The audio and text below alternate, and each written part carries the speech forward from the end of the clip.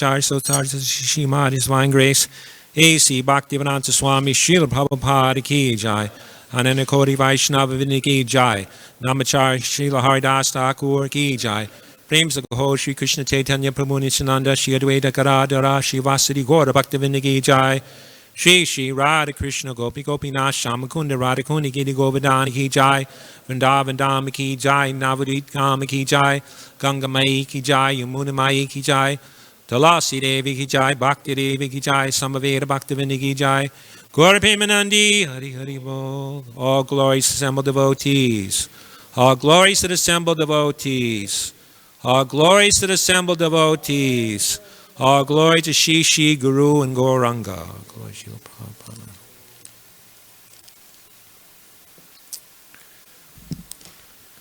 Om Namo Bhagavate Vasudevaya.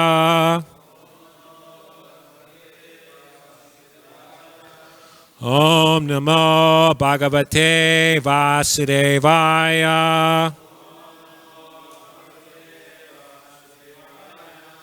Om Namo Bhagavate Vasudevaya.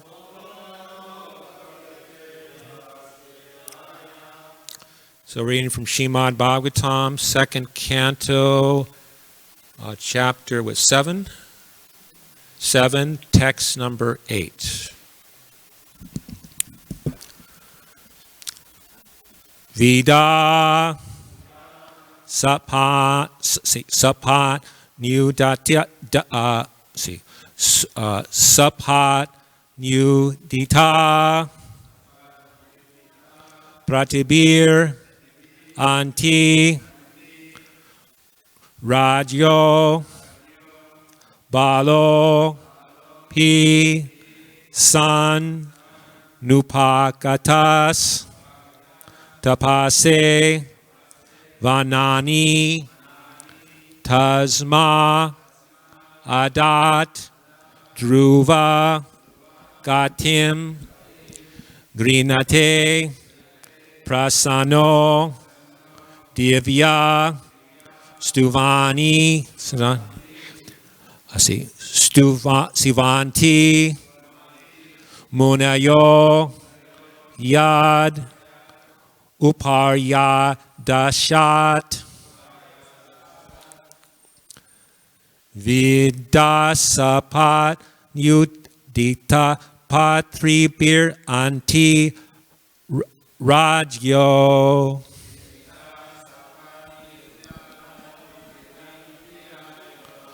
balo pisanupakatas pasase vanani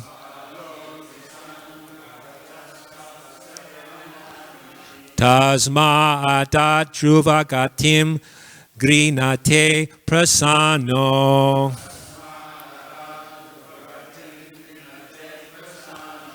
divyastuvanti munayo yad upar yadashat.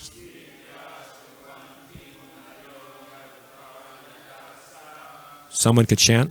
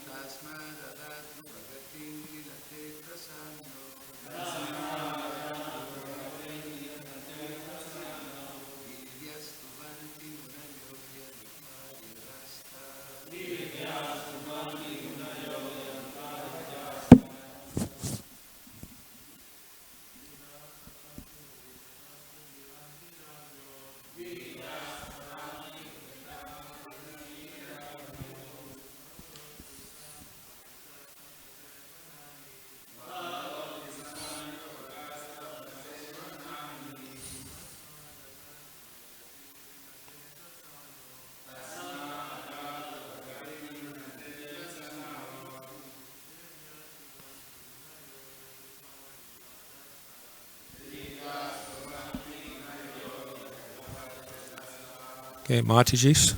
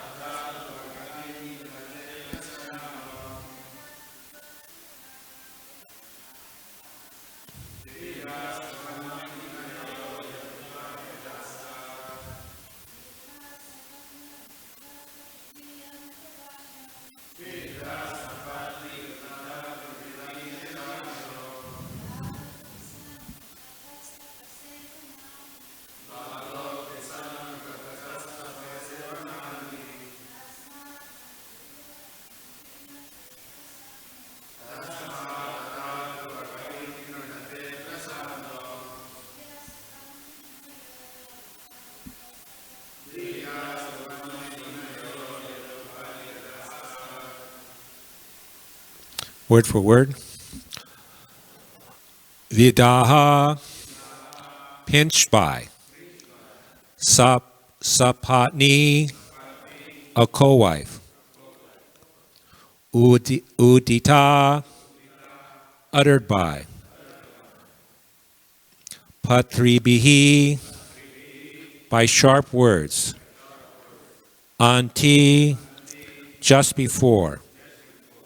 Ragyoho, of the king. Balaha, a boy. Api, although. San, being so. Upagataha, took to. Tapase, severe penances. Vanani, in a great forest. Tasmai, therefore. Adat, gave as a reward. Druvagatim, a path to the Dhruva planet. Rinate, on being prayed for. Prasannaha, being satisfied. Divyaha, denizens of higher planets. Stuvanti, do pray. Manayaha, great sages. Yat, thereupon. Upari, up. Udasat, down. Translation. Being insulted by the sharp words spoken by the co-wife of the king, even in his presence, Prince Dhruva, though only a boy, took to severe penances in the forest, and the Lord, being satisfied by his prayer, awarded him the Dhruva planet, which is worshipped by great sages, both upward and downward. Purport by His Divine Grace A.C. Bhaktivedanta Swami Srila Prabhupada. When he was only 5 years old, Prince Dhruva, a great devotee and the son of Maharaj Uttanapada, was sitting on the lap of his father. His stepmother did not like the king's patting her stepson, so she dragged him out, saying that he could not claim to sit on the lap of the king because he was not born out of her womb. The little boy felt insulted by this act of his stepmother, nor did his father make any protest, for he was too attached to his second wife. After this incident, Prince Dhruva went to his own mother and complained. His real mother also could not take any step against this insulting behavior, and so she wept. The boy inquired from his mother how he could sit on the royal throne of his father, and the poor queen replied that only the Lord could help him. The boy inquired where the Lord could be seen, And the queen replied that it is said that the Lord is sometimes seen by the great sages in the dense forest. The child prince decided to go into the forest to perform severe penances in order to achieve his objective. Prince Dhruva performed a stringent type of penance under the instruction of his spiritual master, Sri Narada Muni, who was specifically deputed for this purpose by the Supreme Personality of Godhead. Prince Dhruva was initiated by Narada into chanting the hymn composed of 18 letters, namely Om Namo Bhagavate Vasudevaya. And Lord Vasudeva incarnated himself as Prishnigarbha, the personality of Godhead, with 4 hands, and awarded the prince a specific planet above the 7 stars. Prince Dhruva, after achieving success in his undertakings, saw the Lord face to face, and he was satisfied that all his needs were fulfilled. The planet awarded to Prince Dhruva Maharaj is a fixed Vaikuntha planet installed in the material atmosphere by the will of the Supreme Lord Vasudeva. This planet, although within the material world, will not be annihilated at the time of devastation, but will remain fixed in its place. And because it is a Vaikuntha planet, never to be annihilated, it is worshipped even by the denizens of the 7 stars situated below the Dhruva planet, as well as by the planets which are even above the Dhruva planet. Maharshi Bhrigu's planet is situated above the Dhruva planet. So the Lord incarnated himself as Prishnigarbha just to satisfy a pure devotee of the Lord. And Prince Dhruva achieved this perfection simply by chanting the hymn mentioned above, and after being initiated by another pure devotee, Narada. A serious personality can thus achieve the highest perfection of meeting the Lord and attain his objective simply by being guided by a pure devotee who automatically approaches by dint of one's serious determination to meet the Lord by all means. The description of Prince Dhruva's activities can be read in detail in the 4th canto of Srimad Bhagavatam. Nama Om Vishnu Padaya Krishna Bastaya Bhutale Srimati Bhaktivedanta Swami Niti Namine Namaste Saraswati Deve Gauravani Pacharne Nirvisesa Sunyavadi Praschatya Deshatarne. So this pastime of Dhruva Maharaj, as Srila Prabhupada explains here in the purport, is explained in the 4th canto of Srimad Bhagavatam. So in the chapters 8 through 12, 5 chapters describe the history of Dhruva Maharaj, which consists of 259 verses.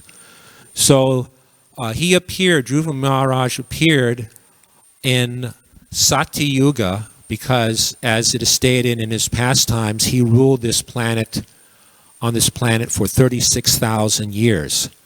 So as we know that in Satyuga they lived for 100,000 years, so in this way it was possible for him to rule this planet for 36,000 years. And of course, as we know, the other yugas, Treta Yuga, people live for 10,000 years. The Para Yuga, they live for 1,000 years. And in this age, at most, we live for 100 years. So as the grandson of Swayambhuva Manu, he appeared in the beginning of the day of Brahma. So there are 14 Manus, and Swayambhuva Manu is the first Manu in Lord Brahma's day, and right now we're in the 7th Manu. So one can understand from this that this pastime of Dhruva Maharaj took place at least around 2 billion years ago. that's taken consideration if this was Lord Brahma's day. If it wasn't this day of Brahma, it was the previous day of Brahma, it could be actually even trillions of years, depending upon which day is being described here. So so the pastimes of Srimad Bhagavatam are like that. It's not necessarily they're not taken as ordinary history in that they're in chronological order. Sometimes they're taken from even different creations, different Brahmas, just like Narada Muni himself, who's in this pastime with Dhruva Maharaj. He appeared in a former creation of the universe. So in this way, Srimad Bhagavatam is delineated. So Dhruva Maharaj was a Sakama devotee. That means he had desires, material desires. So a pure devotee, one who has no material desires, is called an Akama devotee. But as mentioned in Srimad Bhagavatam, whether one is full of all material desires or desires impersonal Brahman, or is free from all desires, one should worship Krishna. And by worshiping Krishna, one becomes purified. It doesn't matter if one's objective is Krishna, then ultimately it's stated that Krishna will satisfy one's material desires in such a way that one will become an Akama devotee. So this was Dhruva Maharaj's situation. He wanted a kingdom greater than his great-grandfather, greater than Lord Brahma. So in this way, he was giving the Dhruvaloka planet. So he was a Sakama devotee, but as stated in the description of Dhruva Maharaj, by coming in contact with the Supreme Personality of God, he became a pure devotee of the Lord.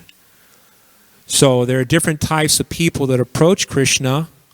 4 types of people: those who are distressed.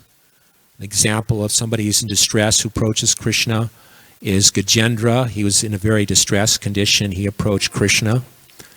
And those who are inquisitive, and the example is given of Shanaka and the sages. They were inquisitive. And those who are searching after the absolute truth, the example is given as Sukadeva Goswami. And Dhruva Maharaj is somebody who's in need of money or material possessions. So he's a devotee in that way. But anybody who approaches Krishna in any of these ways, he's considered pious because he is searching for Krishna. So as Narada Muni, or as Dhruva Maharaj,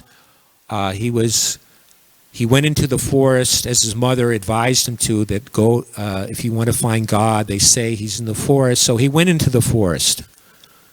And Srila Prabhupada mentions in one lecture, he was very anxious, and he was asking the tiger, "Are you God?" And he was asking the elephant, "Are you God?" So Krishna could see that he was very anxious. So according to our degree of anxiety to understand the absolute truth, to understand God, then Krishna, who is within our heart, will send us a similar quality of spiritual master. So Srila Prabhupada explains like this, and therefore he told Narada to go and see Narada to go see Dhruva Maharaj. So in this way, Krishna sent Narada Muni to go to Dhruva Maharaj, and Narada Muni was testing him to see if he was actually serious about self-realization. And Dhruva Maharaj, he wouldn't take no for an answer, and he wanted to perform austerity, or he wanted to get a planet greater than his grandfather. And so Narada Muni told him that you perform austerities and you chant this mantra, Om Namo Bhagavate Vasudevaya, and this way you attain perfection. So he did that. He went to Vrindavan, Dhruva Maharaj went to Vrindavan to Madhavan. There's 12 forests in Vrindavan, and one of those forests is Madhavan on the western bank of the Yamuna. And at a place called Dhruvagat, there are nice trees there with nice flowers and fruits. And there's an elevated spot in that place where Dhruva Maharaj performed his austerities. So in his various austerities, and in the first month, he would eat only berries and fruits for every 3 days. And the second month, for every 6 days, he would eat dry leaves and grass. And then the next month, he would take water every 12 days. And then the next month, he would breathe, let me see, the third month, water every 9 days, and the next month is he would breathe air every 12 days. And then the next month after that, he would stand on one leg. And this way, he perfected his austerities so much so that the whole universe had a hard time even breathing. And the demigods went to Lord Vishnu and they complained, and he said, it is because, Lord Vishnu says, because of Dhruva Maharaj's penances, don't worry, I'll go see him. So in this way, the Lord went to see Dhruva Maharaj, and he touched Dhruva Maharaj on the forehead with his conch shell. And so in this way, Dhruva Maharaj got a spiritual body. So Srila Prabhupada mentions that connection. This is the advantage of worshiping the deity, that by worshiping the deity, one gets the opportunity to touch the deity. And by touching the deity, one gets a spiritual body, and one goes back to home, back to Godhead. So this is the advantage of Krishna consciousness. By coming in contact with Krishna, by touching the deity, by hearing and chanting about Krishna, in these various ways, one gets a spiritual body, and one goes back to home, back to Godhead. So in this way, Dhruva Maharaj, Krishna touched his forehead, he became purified, and then he began to offer various prayers to the Lord, there's many prayers mentioned in the fourth canto. Like one of the prayers, Dhruva Maharaj mentions that how the transcendental bliss derived from meditation upon your lotus feet is beyond the happiness, the transcendental pleasure derived from a Brahman realization, or the happiness that the karmis get by their sense gratification, or by going to the heavenly planets, which is cut off by the separating sword of time. So nothing could compare to devotional service.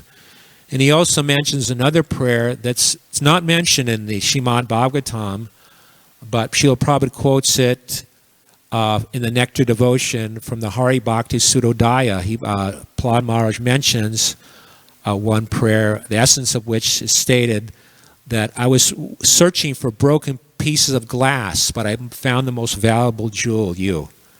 So Krishna is so great, we may want so many things in this material world, but actually when we attain Krishna, everything else is nothing, simply nothing. One example is given, it's just like if you go to a king, and the king asks you, whatever you want, I'll give you. And if the person asks the king, my dear king, give me a handful of ashes. So that's a foolish request. Why should you ask? The king could give you half of his kingdom, and you're simply asking for a handful of ashes. So devotional service is so valuable, so great. In this way, Dhruva Maharaj could understand how he was simply childish. So sometimes a child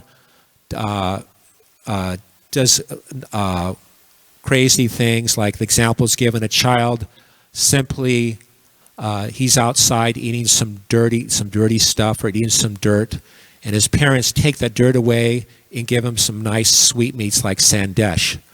So in this way, this is our situation. We're just simply eating dirty things in this material world. But if we approach Krishna, Krishna will give us the most valuable thing. So in these pastimes of Dhruva Maharaj, one of the pastimes that are mentioned is his fighting with the Yaksha soldiers, the demon Yaksha soldiers. Because one of his brother, Dhruva Maharaj's brother, was killed by one of the Yakshas. So Dhruva Maharaj started killing so many Yakshas because of that. And the Yakshas, they know this, they have mystic power, demoniac mystic power, that they could try to influence the opposing army or their opponent. And so in this way, they put before Dhruva Maharaj a great illusion of gigantic serpents vomiting forth fire, mad elephants, lions and tigers before Dhruva Maharaj, that storms of hail and trunks of bodies and blood, pus, mucus, stool, urine falling from the sky, and the whole sea, as if the time of the dissolution of the universe or the world came before Dhruva Maharaj. So in this way, Dhruva Maharaj was in this situation, and the sages told him that may the Supreme Personality of Godhead, who relieves the distresses of his devotees, kill your threatening enemies. The holy name of the Lord is as powerful as the Lord himself.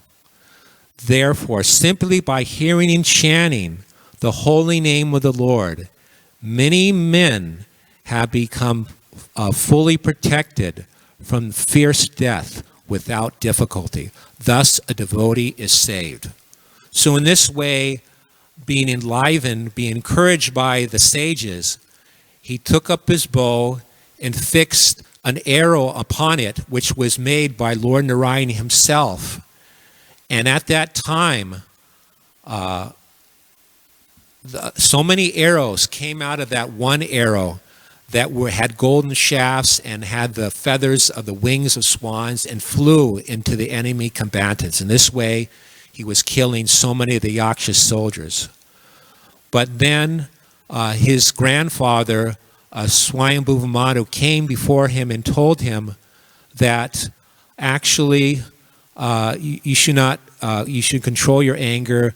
There's only one soldier killed your brother. These other Yaksha soldiers aren't at fault. So in this way, he listened to his grandfather. He stopped this. And then later on, Kuvera, the treasurer of the demigods, came, and he was very happy with Dhruva Maharaj because he's the leader of the Yakshas. And he asked him what he wanted. So being the treasurer of the demigods, Kuvera could offer him so much wealth. But Dhruva Maharaj told Kuvera that simply give me the benediction that I will always remember Krishna. So this is the sign of a pure devotee. He doesn't want any material thing. He has no material desire. He simply wants to please Krishna. So this is the beginning of bhakti. Bhakti begins when one is free from all material desires. So that's bhakti. Bhakti means desire without attraction. So we simply want things for Krishna's benefit, not for our benefit. Just like if we get a good car, or like one may want a nice car, but if one uses that car for preaching Krishna consciousness, then that desire becomes purified. So, if one wants a nice apartment simply for one's sense gratification, then that's material desire. That's diseased desire. But if one wants a nice place for Krishna, a nice temple for Krishna, then that is purified desire. So a devotee wants to simply desire what Krishna wants. In this way, he is happy. So Dhruva Maharaj, he was a great king, as described in Srimad Bhagavatam. He had all godly qualities. He was respectful to the devotees of the Lord. He was kind to the innocent, and he protected religious principles. In this way, he was like a father to the citizens. So this is how the government should be. They should protect the citizens, but instead of protecting the citizens, they, as described in the Krishna book, they simply harass the citizens. They're not protected, and their so-called protection is just like the protection of somebody who protects animals who will be sent to the slaughterhouse. So this is their so-called protection.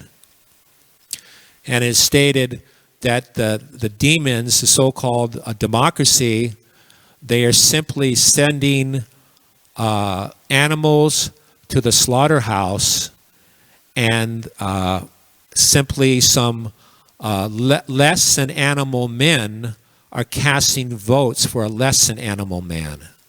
So in this way, nobody's happy. This isn't Krishna's system. Krishna's system is varnashrama. He mentions this in the Bhagavad Gita.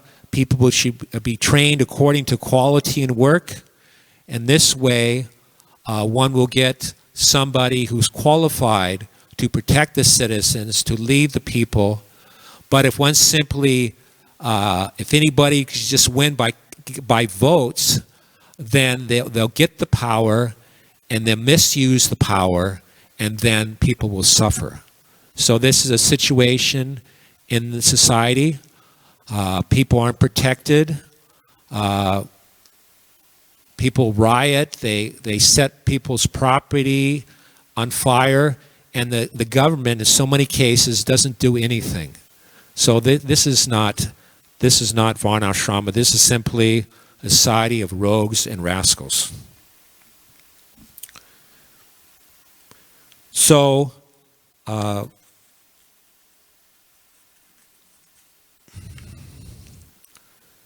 it's stated here that it's stated in the purport that Dhruva Maharaj is giving the pole star for his planet. So this pole star, Srila Prabhupada mentions also in the Srimad Bhagavatam that this pole star is, well, it's a North Star. We could see it in the sky. It's actually a Vaikuntha planet. You could see it as the North Star, the pole star. And on this Dhruva Loka planet, the pole star, there's the ocean of milk. And in the ocean of milk, there's a planet called Sweta Dweet. So in this way, this is where Lord Vishnu resides. And as we know that sometimes the demigods go there to pray on the shore of the ocean of milk to request Lord Vishnu to help them in their duties of governing the universe.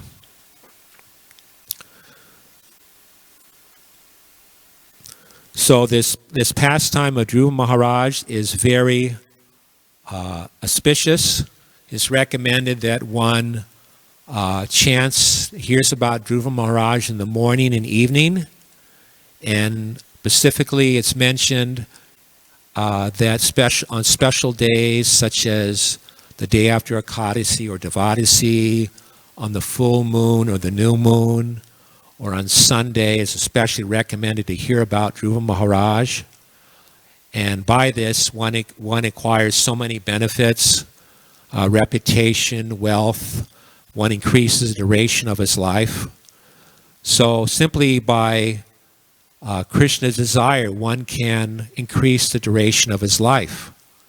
Of course, we know that one has so many breaths and so many heartbeats, and after that is finished, then one has to leave this world. But Srila Prabhupada also explains that Krishna could change one's destiny. So in this way, simply by hearing about Dhruva Maharaj, one can increase the duration of his life. So we could stop there. Are any questions on any of these points? Yes, is that Nanda Kirtan or was it?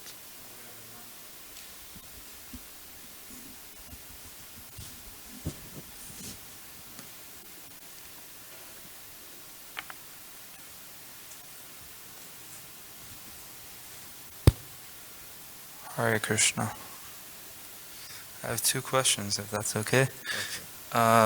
One of them is in the 4th canto where it describes the pastimes of Dhruva Maharaj. It describes how Dhruva Maharaj went to Vaikuntha in the self-same body.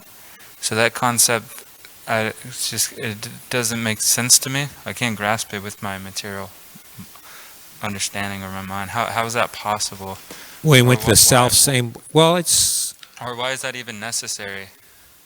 Why it's not a anyway. It's stated like that. Anyway, this ultimately, it's like even the body is like the spiritual master, for example. That's also explained. Is the body of the spiritual master is also spiritual because he's engaging totally in Krishna consciousness, his service. So in that way, also we can understand that the body is spiritual. But in particular circumstances. This is a situation, why it is, I can't say, we just have to understand we have to accept what's said in the scripture. Sometimes later on, these things may be revealed to us, or they may become, we may read something else in the Srimad Bhagavatam, just like Prabhupada gave the example of his own life, that when he was in India, well, before he came to America, he was in the Gaudiya Math, and there was a snake in his room or in the bathroom someplace there, and his spiritual master told his disciples to go kill the snake. Well, there was a snake in the Gaudiya Math, and so they killed the snake, and Prabhupada said, I didn't understand why, that he told them to kill the snake. But Prabhupada said later on, when I read 7th canto of Srimad Bhagavatam, that a saintly person is pleased when a snake or scorpion is killed, then he understood. So sometimes these things aren't always understood immediately, but they may be revealed later on. But I can't say offhand why, sometimes it's stated like that, they get a spiritual body like that, or sometimes they get a spiritual body afterwards like that. Let's get Architect first, and then we'll...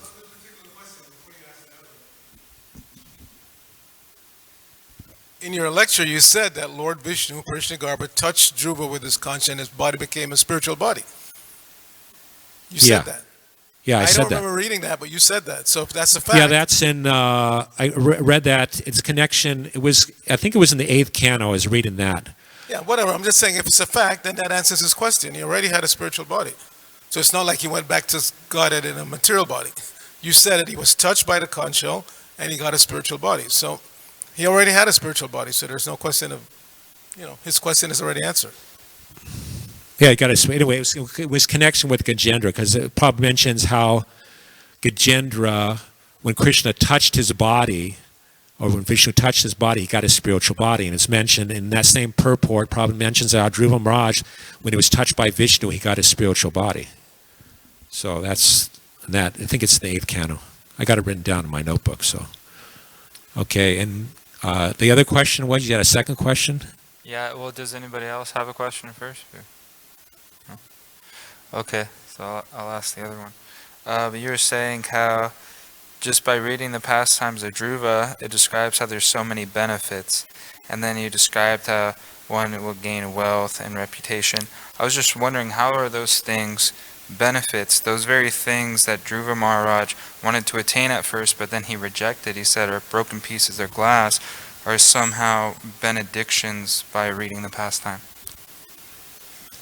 So, yeah, after he got the benediction of seeing Krishna or Vishnu, he didn't care for those things. So anyway, so we can understand also that these things are there, not necessarily that those who are reading those pastimes are pure devotees of the Lord. So they may read those, and they may, so there's certain things. Sakama devotees will read that pastime and think that, oh, this is nice, I'll get these things. But the main thing is that one becomes Krishna conscious. And also, these things, of course, if a devotee attains these things, he doesn't want them for his own sense gratification. So if a devotee gets wealth, then he wants to give it to Krishna. So that's, so actually a devotee should, if he's reading these pastimes of Dhruva Maharaj, he should think, well, if I get all this money, that's okay, but let me build a big temple for Krishna. He shouldn't think that, I'm going to read this pastime, and I'll get a lot of money from my sense gratification. Or I'll get a lot of reputation, so people will praise me, and I'll think I'm so great. No. Or let me get a long duration of life because I want to keep enjoying my sense gratification. No, everything is for Krishna. So that's the main thing. Everything's for Krishna. So, okay. So we can stop there. All glories to Shri Shri Guru and Gauranga.